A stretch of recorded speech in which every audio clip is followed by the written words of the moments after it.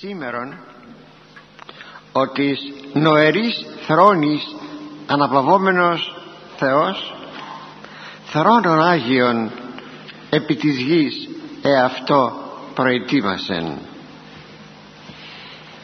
Ναι, αγαπητοί μου, σήμερα η Εκκλησία μας γιορτάζει το γενέθλιον της Θεοτόκου.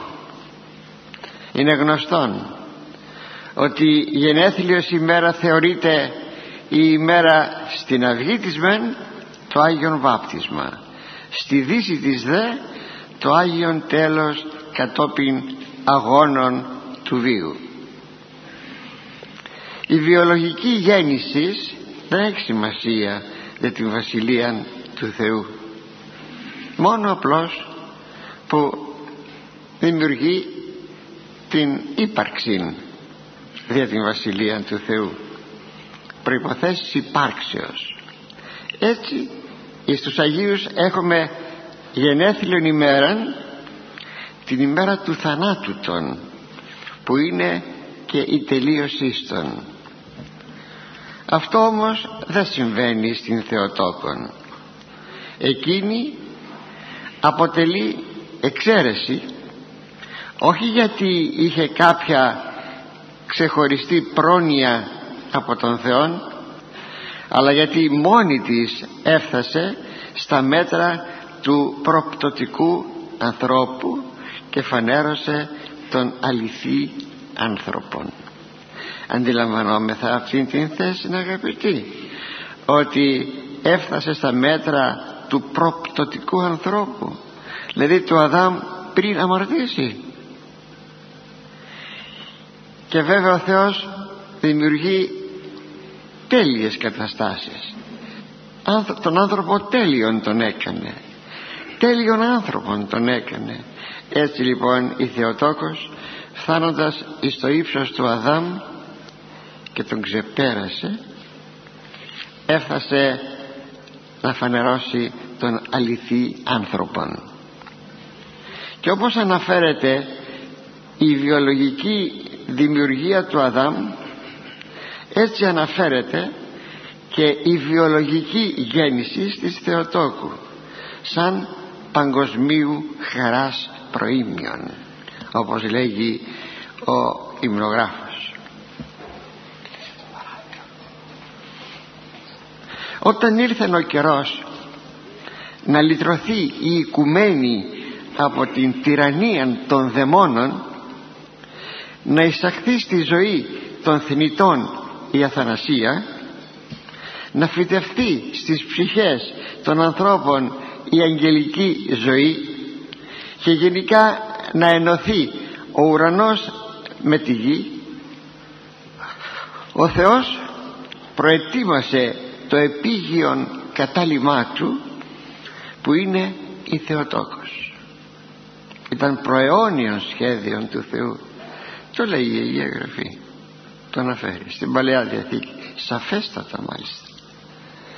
Όταν δημιούργει τον άνθρωπον, δημιούργει τον κόσμο και τον άνθρωπον, ο Θεός Λόγος ήθελε να εξομοιωθεί με τη δημιουργία του και να φτάσει να γίνει κοινωνός από πολύ κοντά με τη δημιουργία του. Γι' αυτό λοιπόν ήταν στο σχέδιο του Θεού η ενανθρώπιση. Αλλά πώς θα γίνεται αυτό? Θα γίνεται με το να έλθει στον κόσμο αυτόν εξομοιούμενος απολύτως ο αιώνιος Θεός Λόγος με τον άνθρωπο. Προς τούτο έπρεπε να ευρεθεί το κατάλληλο κατάλημα, και το κατάλημα αυτό θα ήταν η Θεοτόκος. Γράφει το βιβλίο των Παροιμιών: η Σοφία οκοδόμησε εαυτή οίκον και υπήρησε στήλους 7. Η Σοφία, που είναι ένα όνομα του δευτέρου προσώπου της Αγίας Τριάδος, και μάλιστα στην Παλαιά Διαθήκη το όνομα αυτό πλεονάζει υπάρχουν και άλλα ονόματα της σοφίας. Στην Καινή Διαθήκη έχουμε πλεονάζον το όνομα Λόγος, αλλά εδώ η σοφία, το δεύτερο πρόσωπο της Αγίας Τριάδος, επαναλαμβάνω, οικοδομεί δια των εαυτών της, λέγει οίκον, που είναι η Θεοτόκος, και υπήρησε στήλους 7 και εστερέωσε αυτό της το σπίτι επάνω σε 7 στήλους. Δείχνει ότι το θεμέλιον της οικίας του Θεού Λόγου ήταν στερεότατον. Δεν μένει περιθώριο να πούμε τι σημαίνει αυτή η στερέωση. Δεν είναι τίποτε άλλο παρά η αγιότητα στην πλεισμονή της, η στερέωση του οίκου της σοφίας. Η ενυπόστατος λοιπόν σοφία, ο Θεός Λόγος, οικοδομεί τον οίκον της, τον οίκον του, δηλαδή την ενανθρώπιση, και προετοιμάζει τα ούτως υπήν υλικά, τη λέξη τη βάζω μέσα σε εισαγωγικά, τα υλικά που είναι η αγιότητα, όπως σας είπα, που είναι η Θεοτόκος. Προς τούτο ετοιμάζονται και οι γονείς της Θεοτόκου, ο Ιωακήμ και η Άννα. Πώς προετοιμάζονται όμως οι γονείς της Θεοτόκου? Διότι έχει πάρα πολύ σημασία το ποιοι στέκονται οι προγονείς σου. Σήμερα το λέμε αυτό κληρονομικότητα, που είναι κάτι το εσωτερικό, ή το λέμε επίδρασης, που είναι κάτι το εξωτερικό, δηλαδή κάτι που θα το λέγαμε παράδειγμα, να γεννηθεί και να μεγαλώσει ένας άνθρωπος. Ετήρησαν οι γονείς της Θεοτόκου φυσικοτάτη γέννηση της Θεοτόκου. Δεν είχε τίποτα το υπερφυσικό, όπως και του Αγίου Ιωάννου του Προδρόμου δεν είχε τίποτα το υπερφυσικό.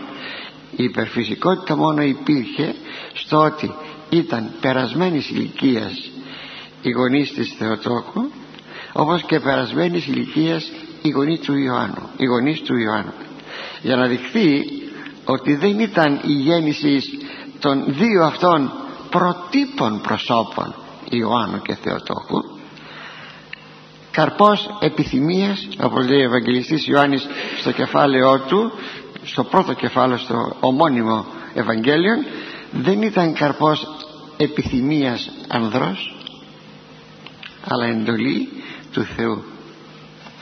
Έδωσε εντολή του Θεού, έδωσε εντολή ο Θεός στα δύο αυτά ζεύγη να συνέλθουν, παρότι ήταν περασμένη η ηλικία τους. Δεν έπρεπε να είναι οι καρποί αυτοί οι δυο καρποί επιθυμίας. Ετήρησαν λοιπόν τον νόμο ο Ιωακήμ και η Άννα, και ήσαν δίκαιοι, μας σημειώνει ο Ευαγγελιστής Λουκάς, περισσότερον από όλους τους δικαίους της Παλαιάς Διαθήκης, και τον Νόε και τον Αβραάμ και τον Μωυσή. Και τούτο φαίνεται από την υψίστη τιμή να φέρουν στον κόσμο την Θεοτόκο. Το ιερό ζεύγος δεν είναι το όργανο του Θεού, αλλά ήσαν συνεργοί του Θεού, συνεργοί του Θεού, που δείχνει την προσωπική συμμετοχή στο έργο του Θεού. Γι' αυτό ο Ιερός Δαμασκηνός υμνεί το ζεύγος και λέγει: «Ω μακαρία συνορής», συνορής θα πει ζεύγος, «Ω μακαρία συνορής Ιωακήμ και Άννα, υπόχρεος ημίν έστι πάσα εκτίσεις». Όλη η δημιουργία είναι υπόχρεοι άνθρωποι και οι άγγελοι, ναι, απέναντί σας. Γιατί? Διότι οι μεν άνθρωποι θα εσώζονται, όχι ο λιγότερον και οι άγγελοι. Πώς οι άγγελοι? Με το να στερεωθούν εις την πίστη. Διότι πώς έπεσε ένα μέρος των Αγίων Αγγέλων και είναι οι γνωστοί μας δαίμονες? Γιατί δεν θα μπορούσαν και άλλοι εφόσον ο αριθμός των αγγέλων είναι, ο αριθμός των αγγέλων είναι όσοι ο αριθμός, πολύ μεγάλο πλήθος, δεν θα μπορούσαν κι άλλοι να πέσουν?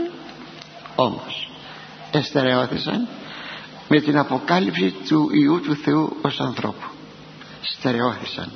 Δεν υπάρχει πλέον ουδέμια περίπτωση πτώσεως των Αγίων Αγγέλων. Χάρις εις την Θεοτόκον, η οποία στάθηκε τόσο αγία ώστε να γίνει το κατάλημα, να γίνει το έδαφος, να έλθει να, επιτρέψω σε μια σύγχρονη λέξη, να προσγειωθεί ούτως υπήν αυτός ούτως ο Θεός, το έδαφος επί του οποίου επάτησε ο Θεός Λόγος, έγινε άνθρωπος, εδανίσθη σάρκα από την Θεοτόκον. Πόσο αγία πρέπει να ήταν για να φανερωθεί στον κόσμο αυτόν. Έτσι λοιπόν πρέπει να τονιστεί η ιδιαίτερα αξία της Αγίας ζωής των γονέων. Δεν μπορούσαν να υστερούν, δεν έφταναν στο ύψος της Θεοτόκου, της κόρης των, αλλά έπρεπε όμως και αυτοί να διατηρούσαν και να είχαν μια Αγία ζωή προκειμένου να φέρουν την Θεοτόκον στον κόσμο. Και γενικώς οι γονείς πρέπει να προετοιμάζουν τον εαυτό τους, οι υποψήφιοι γονείς να προετοιμάζουν τον εαυτό τους για να φέρουν παιδιά εις τον κόσμο όπως τα θέλει ο Θεός. Αλλά εμείς πώς εννοούμε την προετοιμασία των νέων μας για τον γάμον? Κάναμε λόγο για την πρίκα, κάναμε λόγο για τη μόρφωση, για την ηλικία, για το επάγγελμα. Καλά είναι αυτά, δεν τα απορρίπτουμε, αλλά χωρίς να τα παραβλέψουμε, αληθής προετοιμασία είναι η αγιότητα, είναι η αρετή. Κατά πόσο δηλαδή βοηθούμε τα παιδιά μας να αντιληφθούν την αγιότητα. Οι άνθρωποι σήμερα είναι αισθησιακοί, αισθησιοκράτες. Σου λέει θέλω εγώ να ικανοποιήσω τις αισθήσεις μου, κάνε το όπως το καταλαβαίνετε. Πρέπει τα παιδιά μας να ασκηθούν στην αγάπη, στην υπακοή, στην υπομονή, στη δικαιοσύνη, στην περιεκτική εγκράτεια. Περιεκτική θα πει εγκράτεια σε όλο της το φάσμα, στη βαθιά πίστη στο Θεό και στη βαθιά πίστη στην συζυγία. Σήμερα έχει ξεφρενιάσει η μοιχεία, και αν δεν γίνεται αυτή καθεαυτήν η πράξη της μοιχείας, όμως σήμερα οι άνθρωποι φλέγονται από τον πόθο του τρίτου προσώπου, της μοιχείας, και οι άνδρες και οι γυναίκες. Στην εποχή μας ίσως προβάλλεται το αρνητικό περιβάλλον έξω από το σπίτι, αρκεί να θυμηθούμε, γιατί κάποιος μπορεί να πει μα πώς μπορεί κανείς σήμερα να φτάσει σε ένα ικανοποιητικό ύψος σε μια τέτοια εποχή που ζούμε? Αρκεί να θυμηθούμε το περιβάλλον της Ναζαρέτ, που δεν είχε καθόλου καλή φήμη, και η αρετή των Θεοπατώρων, Ιωακήμ και Άννης, εξεδηλώθη σαν απόλυτη υπακοή στο Θεό. Όπως ο Απόστολος Πέτρος έριξε τα δίχτυα μόνο από υπακοή, χωρίς προσδοκία. Κύριε, όλη τη νύχτα δεν βιάσαμε τίποτα, είπε ο Απόστολος Πέτρος. Επειδή το ρηματίσου, επειδή μας το είπες εσύ, θα ρίξω το δίχτυο. Και έπιασαν πλήθος στη λίμνη Γενισαρέτ από ψάρια, επειδή μόνο το είπες. Έτσι και εδώ οι γέροντες Ιωακήμ και Άννα συνήλθαν χωρίς καμιά σαρκική έλξη, μόνο και μόνο γιατί το είπε ο Θεός, από υπακοή.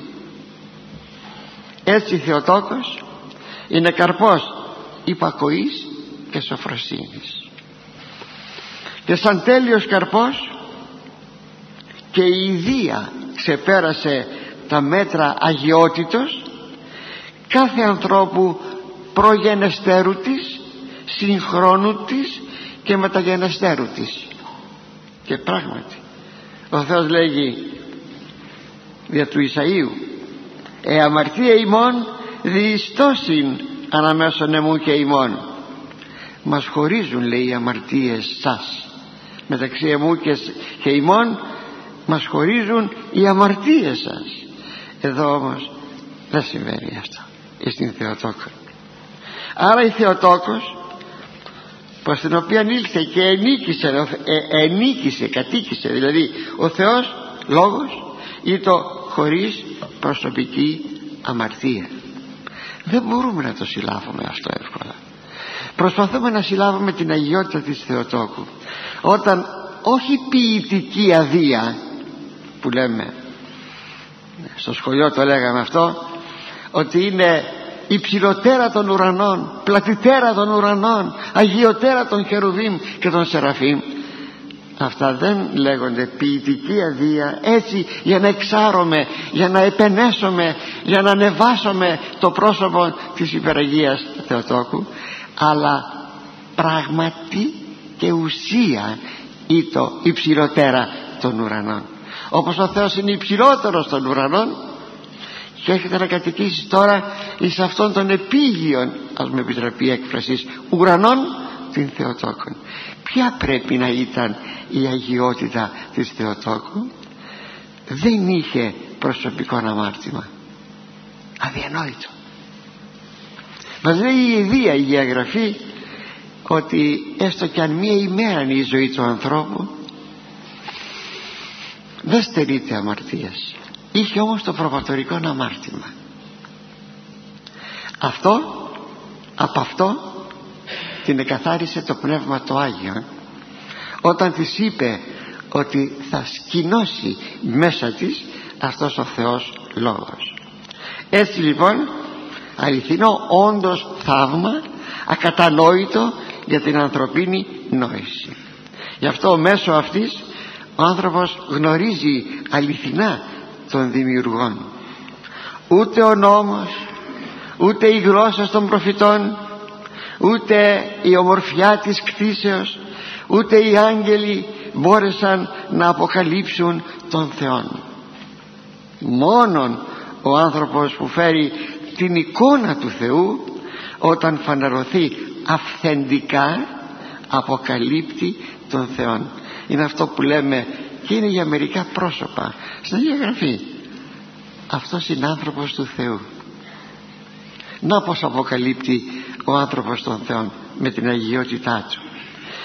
Και τέτοιος άνθρωπος, όπως σας είπα ήδη, σε ύψη δυσθεώρητα και σε αγγελικά ακόμη μάτια αγιότητος εστάθη μόνη η Θεοτόκος. Έτσι για πρώτη φορά η γη σήμερα έδωκε καθαρά τον καρπόν της, ενώ μέχρι τώρα έδινε αγκάθια και τριβόλια που ήσαν οι απόγονοι του Αδάμ. Και αυτός ο καρπός, θα επαναλάβουμε και θα επαναλάβουμε, είναι η Θεοτόκος. Έτσι η Θεοτόκος ονομάζεται. Παίρνω από τα τροπάρια χαρακτηρισμούς, συγκεκριμένα των αποστήχων. Μήτηρ της ζωής, Αδάμ ανάπλασης, Εύα ανάκλησης. Το κλείμε ήτα, δηλαδή ανακαλείται η Εύα. Αυθαρσίας πηγή, φθοράς απαλλαγή, διείς δια της οποίας εμείς εθεώθημεν και θανάτου ελυτρώθημεν, ευλογίας αντίδοσης, κατάρας ανέρεσης. Αφαίρεση της κατάρας δηλαδή. Και όλα αυτά γιατί υπήρξε υπεραγία και εξιώθη να γίνει ο βασιλικός θάλαμος, όπως λέγει το δοξαστικό των αποστήχων, ο βασιλικός θάλαμος, ενώ εν το οποίο το παράδοξον της απορρίτου ενώσεως των συνελθουσών επί Χριστού φύσεων ετελεσιουργήθη μυστήριον. Τι μυστήριον ετελεσιουργήθη μέσα εις των βασιλικών αυτών θάλαμων, των βασιλικών θάλαμων, τον υφικό θάλαμο, η ένωση Χριστού θεότητος και ανθρωπίνης φύσεως. Αγαπητοί, η Θεοτόκος είναι το κοινόν αγαθόν, όπως λέγει ο Άγιος Καβάσιλας, το κοινόν κτήμα ανθρώπων και αγγέλων και απάσης της κτήσεως, διότι δι' αυτής άπασα η νοερά και αισθητή κτήσης εγνώρισε τον Θεόν τελειότερα και ενώθη μετ' αυτού. Έτσι η γέννηση της Θεοτόκου είναι το προήμιον της παγκοσμίου χαράς ότι θα έλθει ο Σωτήρ, και ήλθε και εσκήνωσε ανάμεσά μας, και η οδός, η κλίμακα, η γέφυρα, η πύλη. Σας θυμίζω τα αναγνώσματα εχθές της εορτής που αναφέρονται σε αυτούς τους χαρακτηρισμούς για την Θεοτόκο. Ήτο η Θεοτόκος. Ας την ευχαριστήσουμε λοιπόν δεόντως, ας την τιμήσουμε μιμούμενη την αγιότητά της όσο δυνατόν, όσο δυνατόν, και τότε η χάρη της θα μας ανοίγει νέους ορίζοντες θεολογίας για να γνωρίσουμε τον Άγιον Τριαδικών Θεόν, τη σοφία Του, τη δύναμή Του και την αγάπη Του. Αμήν.